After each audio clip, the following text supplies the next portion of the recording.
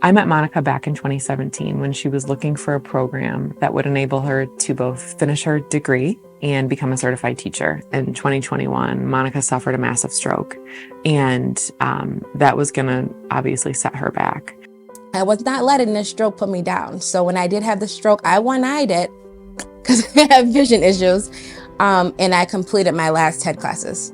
I feel like Roberts makes it happen. And with having adult programs that cater, like the evening classes work for me. I feel like the learning and the professors there are so engaging, and I'm so glad I've chose Roberts, because who would have known that I would have, I already have a great work family, but who would have known that I would have a great educating family too. I'm so looking forward to graduating and walking the stage in May and seeing that degree that I just worked so hard for, and it just makes me want to just continue with Roberts and know that I have a great support system to help me through it.